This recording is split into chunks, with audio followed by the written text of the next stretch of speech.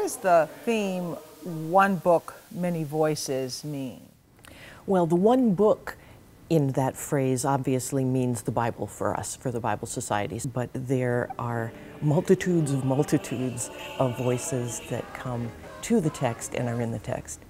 The Return of the Prodigal Son, engraved by 16th century Dutch artist Lucas van Leyden, depicts a needy and world-weary son returning to the abundance of his father's house. A Catholic viewer of that image of van Leyden's picture of the prodigal son would have seen the image of the father in that story as an image of the Roman Catholic Church, and would have seen the errant or wayward son as the Protestant reformers. But there's another side to that image as well, because the Protestant reformers would have seen the image of the father as an image for God the Father welcoming back a corrupt Catholic Church. Who's winning the conversation right now? When we ask who's winning the conversation, as it stands right now, because it's so nasty, I don't think anyone is winning. In the meantime, in the more quiet backwaters of religious conversation, there are conservative, moderate, and liberal voices who are having respectful dialogue. Let's go to a text. How do you interpret this? I am the way, the truth, and the life. No one comes to my Father except through me. Well, I say that's what it says. Now, I don't know if that's what it means. And I have to ask myself, for example, okay, does that mean that every non-Christian has to become a Christian to come under God's care? I simply don't believe that. Well, I take it at face value. I'm an evangelical, and Jesus Christ is the way. I find that there are too many of my evangelical friends who are in the condemning business. Jesus was quite clear. I came into the world not to condemn the world, but to save the world. And if Jesus didn't come to condemn people, I don't think we should be in that business either. This is a distinctive teaching of the Gospel of John, a very important teaching historically. But recognizing discrepancies in the Gospels is useful because it's not at all what Jesus teaches in the Gospel of Matthew, for example. How important is it to have civil and respectful conversation right now? What's at stake? It seems to me that if there's one place that should be a model for how to have respectful, kind, compassionate discussions with each other over difficult, contentious issues, our faith, Christian faith, sort of indicates it should be there. We are supposed to be the ones who can do that. We are the love your enemies people and the love your neighbor people, or we're supposed to be. What's the most important thing you'd want people to know about the Bible? I think the most important thing is to realize that the Bible is a very diverse collection of books, that it isn't all saying one thing, it's saying a lot of different things.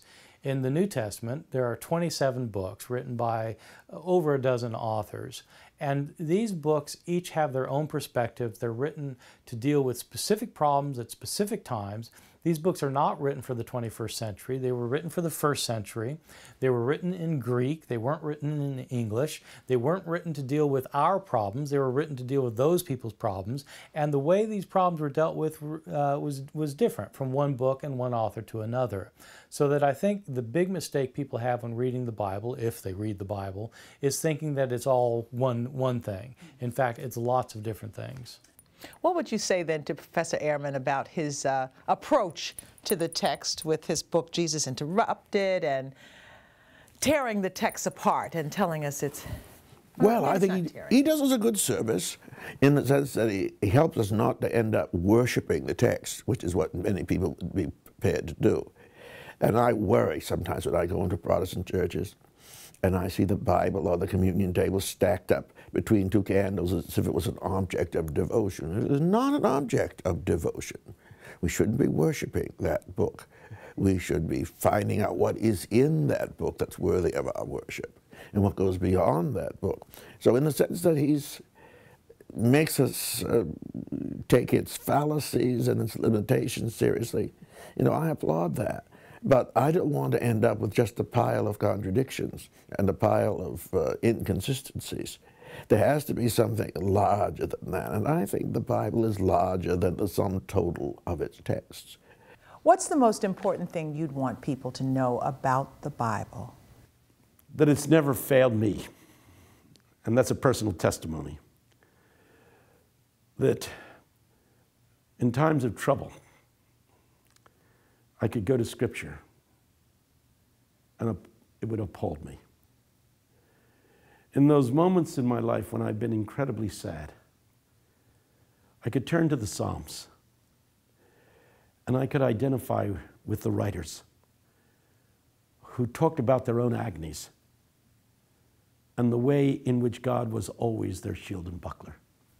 When I go to Scripture,